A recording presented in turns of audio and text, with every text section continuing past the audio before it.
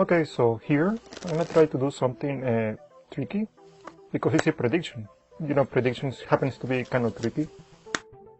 But for that I'm gonna use just 8 cards just to make it a bit easier. Pick one, don't take it, just pick any card you want. The 9 of clubs. Are you sure you want that one or you want to change it? Be aware of all these cards are different. Notice I already know you're gonna pick the 9 of clubs. Notice that the way to demonstrate it is here by looking at all these cards that happen to be red, each and every one of them. Okay, just the card you pick, that's the only one that is blue. Now you're probably thinking, well, it's just coincidence. And to demonstrate it, that is not. I'm gonna do it once again with 6 cards and 6 cards only, so we can see how it goes. Now just pick one card, any card you want. The 10 of hearts. Now you're sure you want that one, you don't want to change it. Okay. To demonstrate it once again, as you can see over here, I have cards. They all happens to be red, except the card you pick. The only card that is a blue card. Now, for you to see that is an easy one, I'm gonna show you how it's done. Hi everyone, so right before I even begin explaining the performance, let me show you the basics of the original way in which I got my own variation, but this is the classic one, the one magicians do the most. Let's say the spectator pick the Ace of Hearts, in this case, doesn't matter which one. You proceed to show all these cards, okay, there happens to be red except the card they pick, which is a blue back. Now that is the easiest method, which is the one I will start explaining right now. Notice over here all the cards, they are interlaced in color, just make sure they don't repeat in the faces. Even when you begin and finish, you will end up with an instant reset, okay? They all interlace in color. Now doesn't matter which card they pick, the 10 of spades, notice I'm cutting this pile right to the top from whatever card they pick, and they remain in the interlacing color. But notice in the beginning, because I'm beginning with a red card and ending with a blue card with a, doesn't matter the sequence. It doesn't matter you do single cards, they always remain in sequence, because as long as they are single cards, they will always remain perfect interlace. So let's say they pick the Ace of Hearts, okay? So I leave it right there and then I put it right on top. And you just take a single one and show the back. You always show in the back of this card the 3 of spades, but you show in the pack in the single. Put a single one first on the table and then the one from the pack. Grab another one, show the back, put a single and then the one from the pack.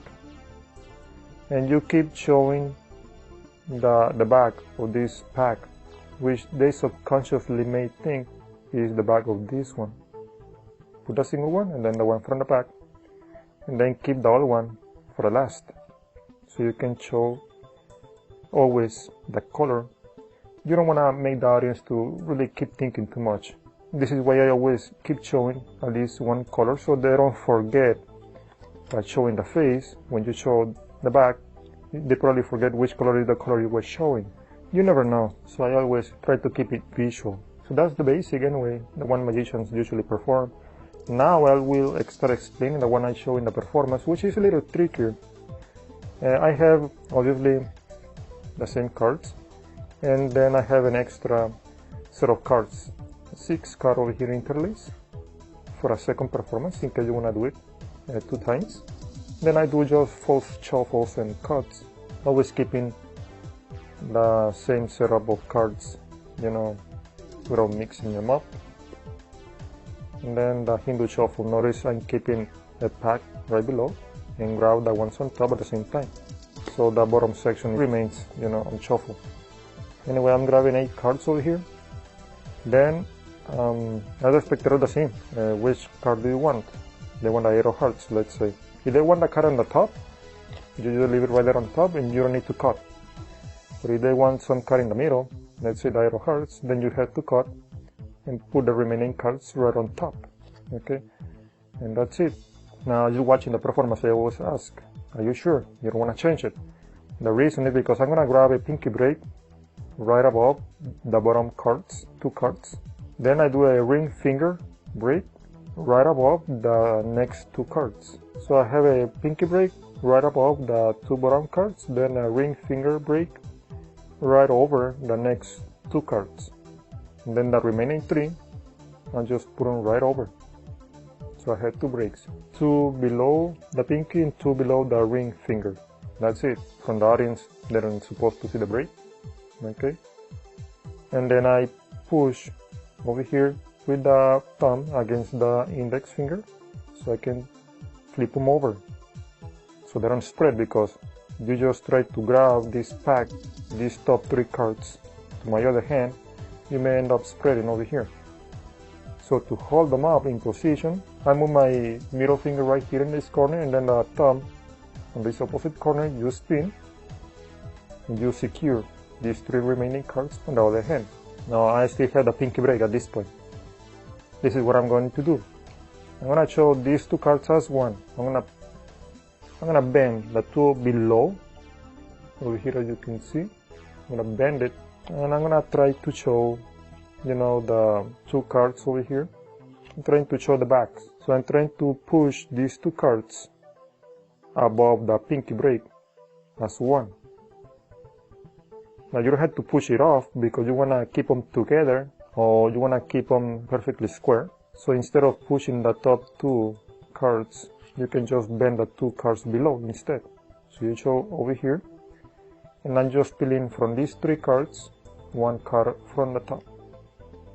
You just show 4 cards. That's the display. To bring this double back over here, you can use the surface, okay, to push everything, to bring everything back into position, while you put in this card over here from the 3 cards you have in the other hand. Then I put 1 from the remaining 4 cards over here. Then I do it again. This time I'm gonna show the back of this. I'm gonna peel off this card, and in this case I'm not pushing off this card over here, because you may end up flashing the red color or the opposite color, whichever is the case.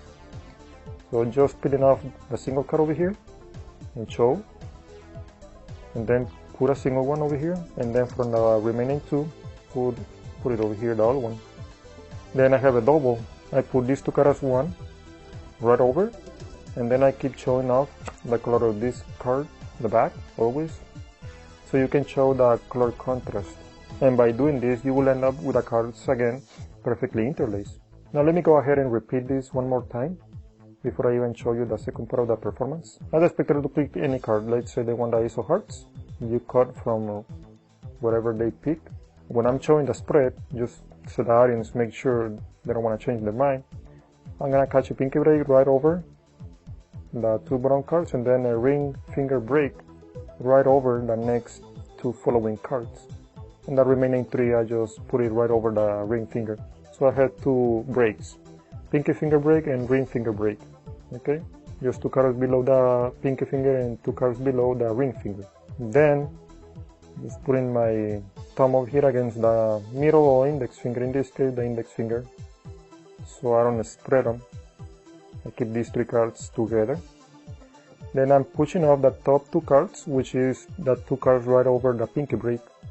Just push them off and push 1 from here. That's why I'm not doing pinky breaks over here, so I can just push them and show them very quickly. So I'm gonna bring them back over here. Then the first card that I'm putting on the table is the one from this stack, which is 3 cards over here. And then you put the following card from the stack of 4, you put it next. Then at this point I push off just a single card and go ahead and display.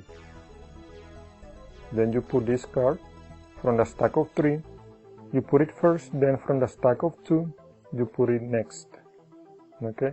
From these 2 cards, you just put them as one, right there. And then use this card to show it off, show the color, to display the chosen card. And that's it. Now for a second part of the performance, some magicians, they use the same stack to repeat the performance. In my case, I think that looks fishy, so I'm just gonna grab a new set of cards. In this case, I'm gonna use 6. The original way I was thinking about it was by using the same stack and then remove 1 card and just use these same 6 cards. Instead of using a new set of 6, I was thinking, to use the same set of 6 cards over here, but in that case, it doesn't seem to be like a prediction. That seems to be like color changing routine instead of a prediction routine, because you're changing that selection into a new color instead of making a legit, so to speak, prediction. Anyway, you see the same situation. They are interlaced in color, and let's say they want 2 of hearts. In this case, I don't have to do a single cut. Or let's assume they want 10 of hearts. In this case, I'm going to cut from whatever they pick. I'm going to do a pinky break right over the 2 bottom cards, keeping 3 cards on top. I'm going to do exactly the same. The top 3 cards, I'm going to move them from this hand to the empty hand. So I can peel off 1 card from the pack of 3, from the pile that it has 3 cards. Now I'm just going to turn over this. I'm not going to turn over this one. So at this point, I'm doing a keys count. I already have a tutorial for a keys count.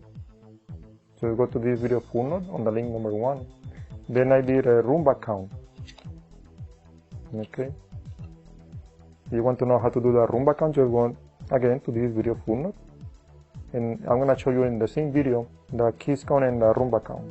Now in this case, I believe the keys count looks better for some reason, in my subjective opinion. Let me show you once again. You spread, they are interlaced in color. When you close the spread, I'm keeping a pinky finger break right below the top 3 cards. Then I'm transferring the top 3 cards to my empty hand. I show the back so they can see red, red, and red. And just turn over this pack, not this. Then I'm doing a keys count. And the reason that I like the keys count better than the Roomba count is because it is showing the back of this other stack several times. Every time I'm spinning, I'm flashing this back, which I think that's why it looks maybe better than the Roomba count. Then from this point, I do a Roomba count. Or you can do a keys count again. That's gonna be up to you.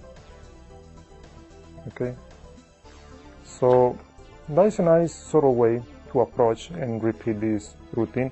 Now, if you want to know the basic routine that I showed at the beginning of this tutorial, which is the basic way magicians do, I think it's a much easier one than this variation that I came across. Now, they're all very powerful. If they want to see it again, you may use this other variation that I just explained. So hopefully you like them.